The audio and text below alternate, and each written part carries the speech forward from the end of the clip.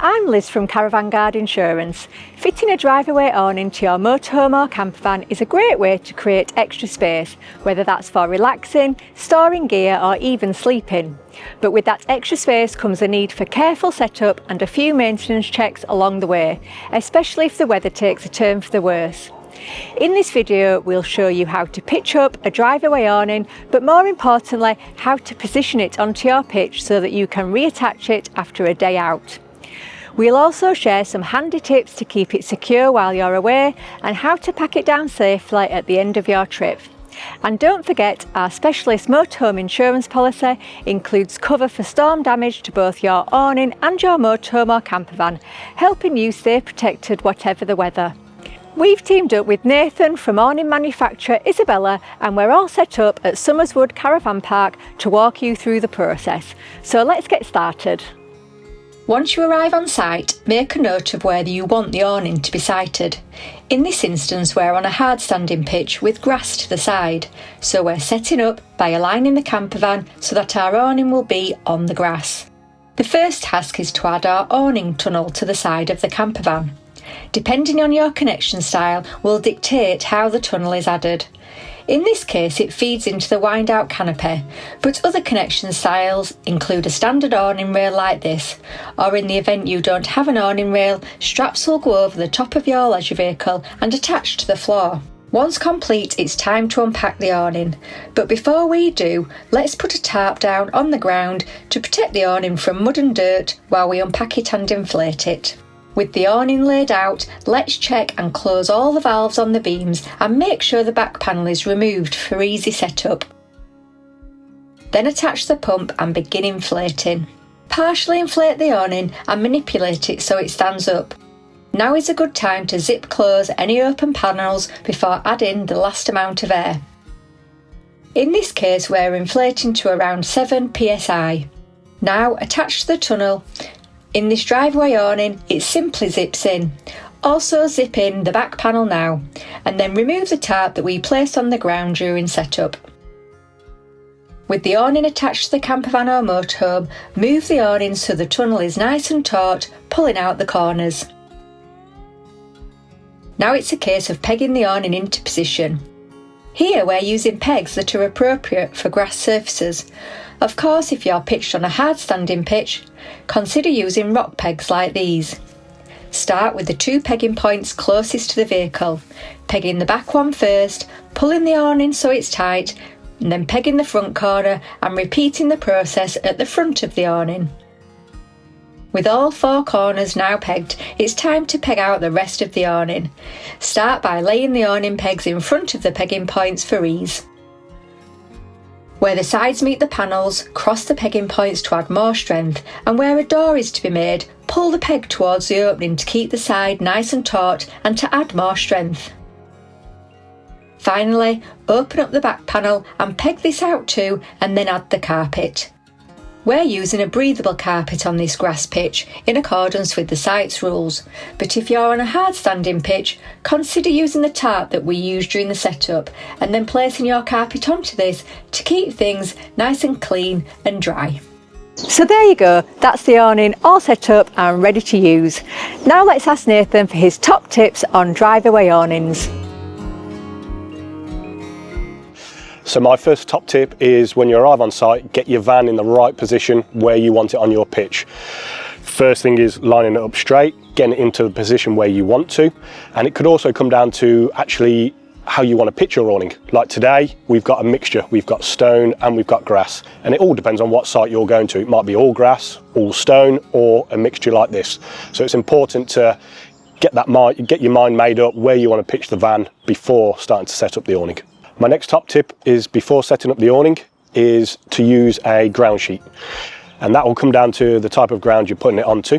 So I will always use a ground sheet even if it's on stone or grass in case there's any moisture in the ground, and especially if you're on grass because there could be mud or dirt, and that the ground sheet we would use is larger than what you actually need. So that means you can lay the awning out, keep it all clean and tidy for the initial setup, and then you can remove it once the awning's set up because some campsites will ask you to remove it, especially if you're setting up on grass, because a tarp or a ground sheet isn't breathable.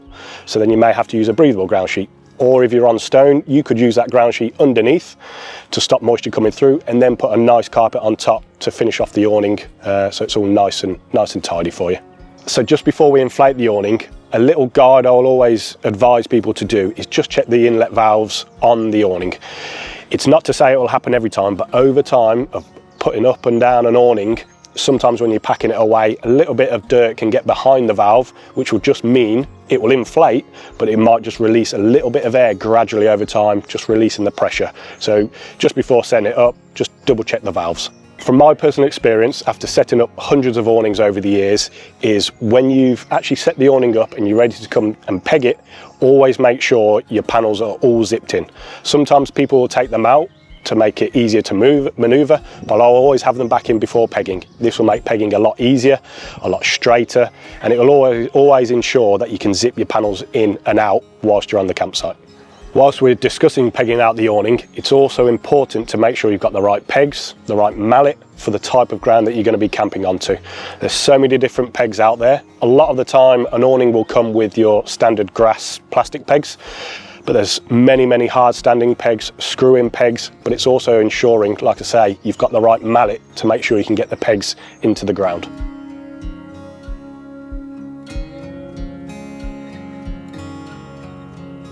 A common concern is when you're returning with your vehicle back to the side of your awning and actually attaching it back up to your vehicle. There's three main things to look at. Firstly, it's ensuring that your vehicle is straight and is in line, parallel to your awning itself.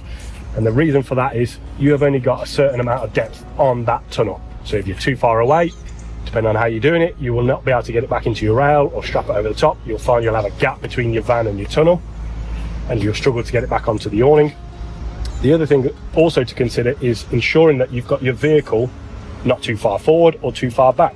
And again, that is for the tunnel, to make sure that's in the correct position, but also you may have your sliding door. So if you're opening your sliding door and your tunnel and your awning's not in the right place, you're not going to be able to open your door. It's just going to cause you many issues. So there are different ways of being able to help set your pitch up as markers for when you return. These things can be stuff that you've already got, i.e. a couple of your pegs. So you could maybe make at four corners of your van a bit of a landing strip sort of driving in as you come. Some people might even use a couple of guy ropes down each side to make sure it's all level. There are other things on the market, as in fluorescent strips. So that really does give you sort of a landing strip, and that just makes sure you're getting it parallel to the awning. And another little tip that I would give is the leveling blocks that you will most likely take with you. If you put those at the front of the van, if you're driving in or reversing in, then that will give you your point to drive up to so you know when to stop.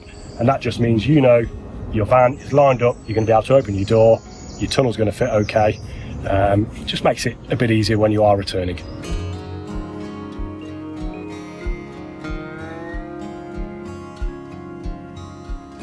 So during your stay, there's always a few things that I'll always keep an eye on the actual awning itself. One of those will be the pegs and the pegging points. Just make sure that if there's movement, bit of wind on site, that the pegs are still secure and nice and tight. Then it could also be down to your storm straps or your guy lines. Again, making sure there's been no movement and them getting loose over time, making sure they're nice and taut. When you set up the awning, it might be really nice weather, but we can't always guarantee that in the UK. So it might be a case of, even when you're connected, if you're expecting rain or wind, anchor down your tunnel or even anchor down the awning. Sometimes you don't have to put the storm guys on or the storm straps. So if you're thinking you are going to get bad weather, attach those. And that is probably more crucial, I would say, for when you are going out for the day, because again, you could be nice and sunny in the morning, you go out for a full day and you never know what's going to happen. So it's just ensuring that your awning is anchored down to stop any problems or any damage happening to your awning. As we've mentioned, if the wind and rain is coming, it's important to follow the steps of making sure your storm guys and storm straps are anchored down and taut, your pegs are fully in. However, if stormy weather is due, we do advise to take the awning down, and that just protects the awning, your van, and the contents that you've got inside and everybody on site. So during your holiday, it's also monitoring the air pressure within your awning. So as we said, you'll put the required pressure that the manufacturer advises. But if you're in very hot weather, you may want to reduce that by 2 or 3 psi, just to make sure there's extra room inside the air tube for that heat to expand. And it's also depending on what time of year you're going on holiday. So at the start or the end of a season, where you might be getting warm days and cooler nights, the temperature inside the air tubes can fluctuate, which then can reduce the pressure. So it'd just be monitoring it, keeping an eye on it, and then maybe increasing that pressure during your holiday. And finally, as we're talking about the air pressure in the tubes, a common misconception is that an air tube can just explode. But what you'll find with pretty much all of the manufacturers, the actual TPU bladder, the inflation tube, is actually held into a sleeve which is sewn into an awning. And this sleeve has a zip which is usually cable tied secure. Over time, sometimes occasionally, this can either get damaged when you're packing it away, and what you'll find is that the actual TPU bladder will gradually open up that zip and keep expanding outside of that sleeve, which then over time will just keep coming and coming and coming, and in a way explode. So it's not necessarily the tubes just exploding, it's just keeping an eye on the actual internal sleeves and the zips to make sure they're always secure and there's no damage to them on the awning.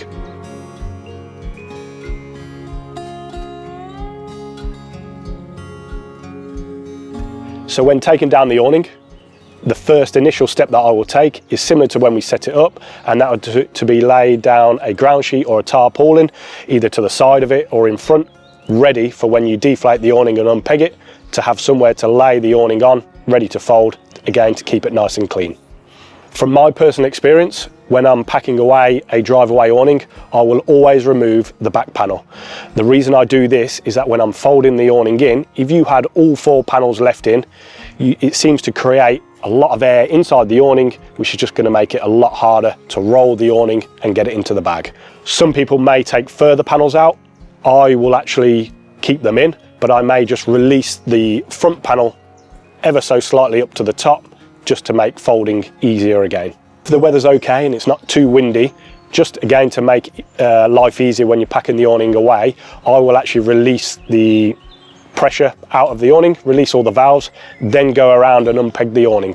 What that means is it just gives the air a lot more time to get out, so then when you're ready to roll, you're just getting the last little bit out before putting it away. To protect the life of the awning, a little tip I'll give is to, when you are taking the awning down, just wipe the awning down from any water or mud. Obviously it's not always possible to take it down dry, but the more you can do on site, the better. Then when you do get home, if it is still slightly damp, is to get the awning out, just to make sure it's not being put away for a long period, damp, and then you could always clean it down again, just to get the last little bit of any dirt off it. Then when it's ready to fold up, lie it onto your tarpaulin or ground sheet, fold the panels in, have your bag there next to you so you know what size you need to get your awning to, fold the panels in, and then finally roll towards the valves just to get the last little bit of air out to pop it into the bag. Thanks for watching. We hope you found that guide useful. And remember, if stormy conditions are expected during your stay, it's always safest to take your motorhome awning down in advance to help protect your motorhome, the awning itself and everything inside. Also remember to check your awning's air tubes and pegging points regularly throughout your trip to make sure everything stays secure.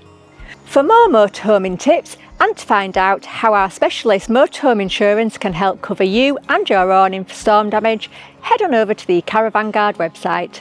Take care.